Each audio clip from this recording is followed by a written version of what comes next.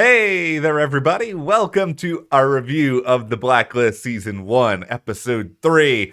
It is Wujing time. Yep, we are at the episode that's going to hopefully connect a lot of dots of what is going to be coming up for Season 10 with that Season 9 cliffhanger that Wujing now has the Marvin list. So this is a really important episode to connect all of that. Yeah, I mean, it's one of the inspirations really for doing a lot of this is that, we've got this significant blast from the past, like this adversary who it's really interesting watching this episode, knowing kind of what we do about the show at this point, and we will get into all sorts of fun stuff here. But before we do, go ahead, hit that subscribe button. If you guys did not know, every Friday we are presenting to you guys an old episode of the Blacklist. There's a really fun one coming up next in the Stew Maker. Oh boy, so you don't want to miss that. And also, you don't want to miss Only Murders in the Building Season 2. It is starting next week. We love this show. It's so good. Yeah, like there's a lot of mystery and theories and a lot of fun stuff to get into. So if you really like the mystery element of the Blacklist, I think you're really going to like this show. Also, Steve Martin, Selena Gomez, Martin Short, like what's not to like here?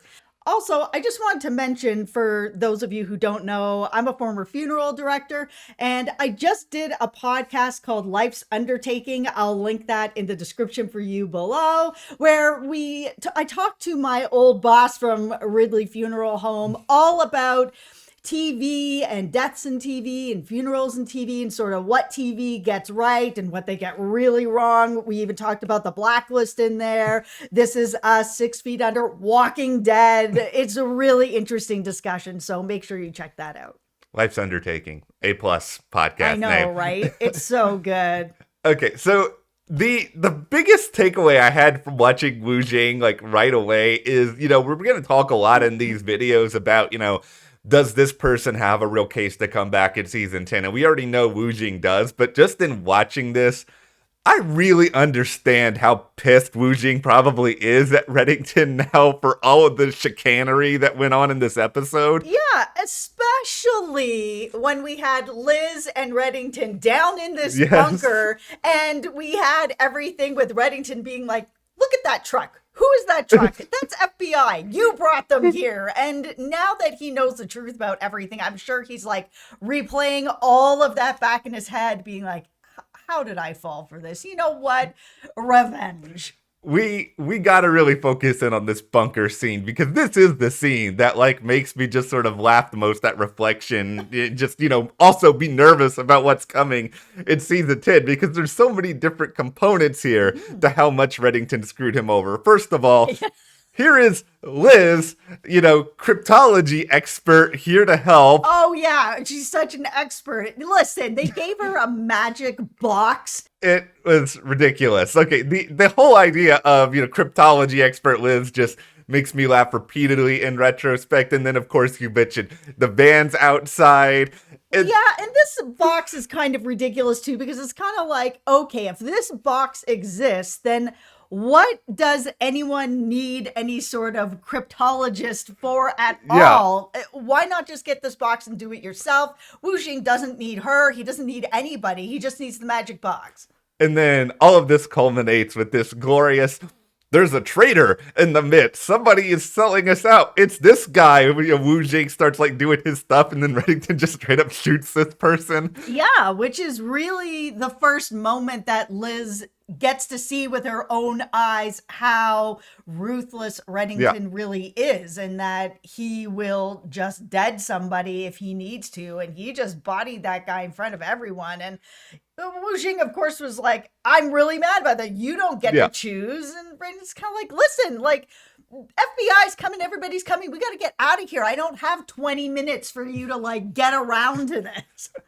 I will admit, I'm no expert on the criminal mind. However, I am an expert enough to know that there's one thing a lot of people really hate, especially smart people. They hate being made to look stupid. And I think that's going to be something that Wujing really like replays in his head of just how dumb Reddington made him feel looking back at all of this, with how he tricked him, how he took out one of his own people, and how Wujing just completely bought it hook, line, and sinker. Yeah, and then we have sort of this ending where Reddington's like, sorry for your luck, Liz. He's getting away, I thought I could help you, but oh well. And she's like, oh, no, no, no, no, no, no. Absolutely, I've got him. And she puts this tracker on his car and he gets arrested. So we have this sort of memory of back in the day when the show first started, where sometimes Reddington got a win. Sometimes the FBI got to win. We're now in seasons where the FBI just takes L after L after L, and Reddington's the only one that's winning. It's nice every now and then to be like, oh yeah, the FBI task force actually does have a little bit of intelligence behind what they do. And I think with Wujing now coming back, the thing that makes me excited about where this could go, because this is a big memory refresher. Like, all I remembered really was how dangerous Wujing was. I kind of forgot and glossed over how, he had like an organization around him, and that really does make me think. And I don't necessarily think he's going to be the big bad for season 10 by any means. This is just like a one episode villain, but he is capable of organizing a lot of people and sort of building together some sort of hierarchy. Yeah, that's why I was kind of hoping that he actually would be, a few episode arcs or a bit more of a bad guy throughout the next season, because he is like, he does have this big organization. He is sort of in the business of getting secrets and buying secrets, and then going through with killing people and whatever, and these assets. And it also brings up a really important part that's been now threaded throughout the rest of the seasons, which is Reddington basically admitting to Liz that he is a seller of secrets as well, that he's been hired to decode messages from CIA to give to foreign countries, and he's kind of like, take it for what it is, but like, secrets are big business and I'm big business. And it's like, okay, so you've just told her that you're a spy. And we know already that the background of Liz and her parents and the spy game, that it was just, it was interesting. I think it's fascinating in like the larger mystery of who Reddington really is, because like it's really hard to sort of pinpoint one person, because this is a guy without any loyalty to really anyone. Like, he has no real love with the Russian government, and we've seen that play out over the show. We've seen now, he's willing to sell secrets that are against the Americas. We've seen him not really like have a lot of trust in anyone, and that sort of raises the question of what is his backstory, what made him lose a lot of trust. I still don't think it's Katarina. I'm sure there will be more hints sprinkled sort of throughout all of this, but it's going to be really interesting if there's like a couple of things we can pick up on the rewatch that make us kind of go, All right, well, let's also talk about everything that's going on with Tom and Liz and that sort of thing. We saw that in the last episode, Liz was like, okay, I'm picking option 3. I'm going to put the box back down. I'm going to get carpeting put over it, and I'm going to just kind of watch the situation and see what I can pick up. That did not last very long. In this episode, she's already ripped up the carpet. She's taken the gun outside. She shot it off to take the bullet and casing and bring it into forensics to be like, or ballistics to be like, okay, listen, what can you tell me about this? She ends up getting back the paperwork, and it's all like redacted. Nothing, you can't learn anything. And it was, again, this idea that the FBI weren't a bunch of bumbling idiots like they are now. Wrestlers put a flag on anything that Liz puts forward so that Cooper can get it first to really understand who she is and what her connection is to Reddington, because nobody seems to know. And Liz has passed her lie detector test, which could or could not really mean anything. So they have to find out what is going on. I thought that was a really cool, smart move.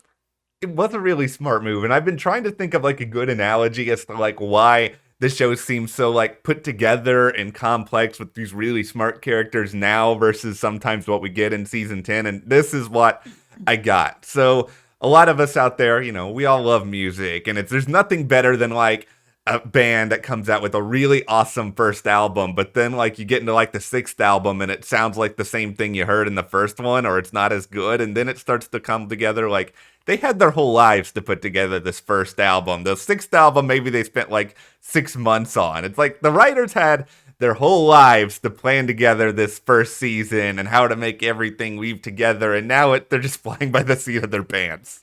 It's all just plot armor at this point to make sure that Reddington can continue to get away with what he needs to get away with. And yeah. I think it's just there's not enough focus on the task force anymore, where there really was. It was a balance of, of course we had Reddington and we're still getting to know him and his organization, but we're also getting to know the players in the FBI. This is the first episode with Aram in it, which was really cool. We had these really smart moments with Wrestler. Now he just does come across as kind of bumbling. He's always like one step behind. This episode, we had that amazing scaffolding fight. Like the fights and the action and stuff that was in this first season. It was 10 out of 10. It must be so nice to have whatever sort of budget they had in the first season to orchestrate some stuff like that. I did love the Aram appearance just because it really does still feel like the Aram that we have in season 10. That character has been pretty consistent. Like he does the job. He doesn't get really any praise. So he's like congratulating himself for it. It's just instantly endearing. Yeah, but he's not as like, I guess, a little like worried and insecure. And like, I didn't really see any of that. He just came in and was like, boop, boop, boop, boop, boop. There we go. Oh, no one wants to congratulate me? I'll congratulate myself. High five.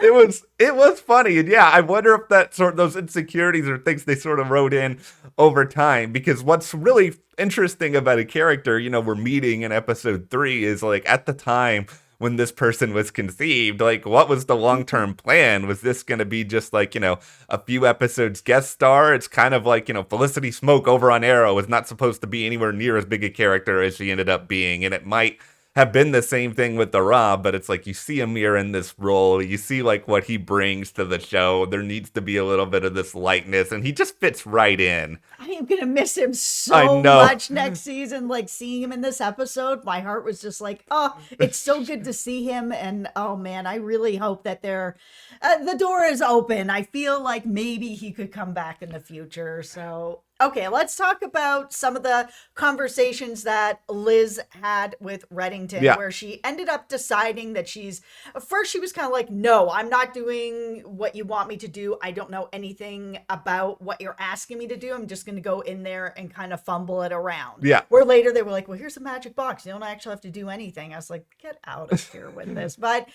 she decided that she was like, okay, listen, I will do this for you, but I need to know why me? Why have you chosen me? And we all have to remember that this sort of idea of Reddington telling Liz, I never lie to you, or I would never lie to you, hasn't come up yet. So keep it all sort of in mind. When he finally does give her an answer, the only answer he did give her was, your father. Yeah. Why me? Your father. Can you give me more than that? Not really. It's complicated.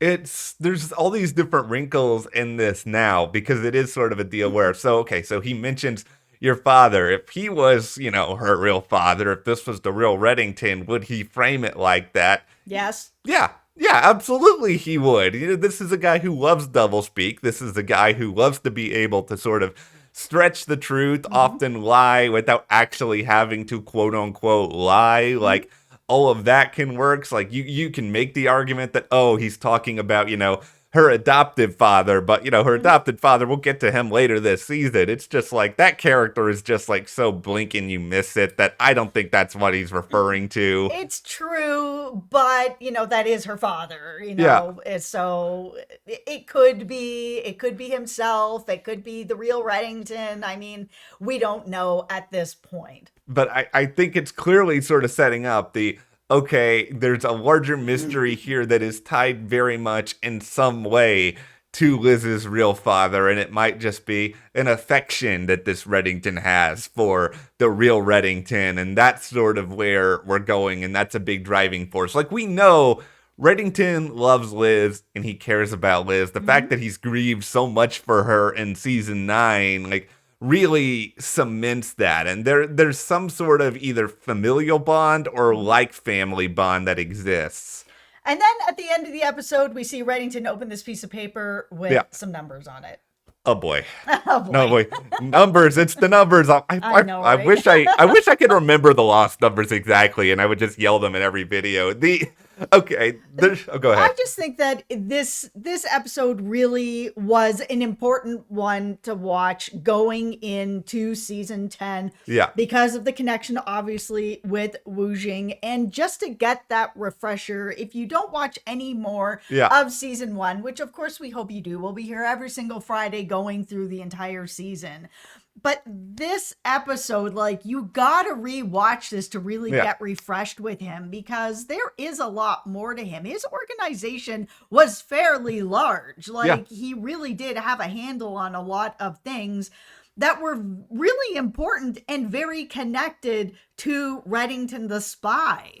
I think he's going to make a very compelling villain. Like, even if the premiere is just like Wujing conclusion and we see a lot of it. Please, no. I at least want it to be a two-parter. Like, at the very least, give us something like that where this character sticks around for a while. Just, we need, like, that hit of nostalgia, and we're not going to get it in as many other places. Yeah, now that I've rewatched this episode and sort of had that refresher of what an interesting, good character Wujing was and is, I think that there is a lot more that can happen. He's out of prison. He can reconnect with his network if they trust him anymore and go forward from there. And also, Wujing, if you need a cryptologist, I know as much as Liz. I will not help you, but I will betray you in the same way that Reddington did. You do not have the magic box. Where can I get a magic box? No, I don't want that. Okay, all right. It's too much responsibility. This is true. All right, well, hit that subscribe button, everybody. We will be here every single week. Also, check out our coverage of Only Murders in the Building when that starts. We're so excited. We will see you guys here next time.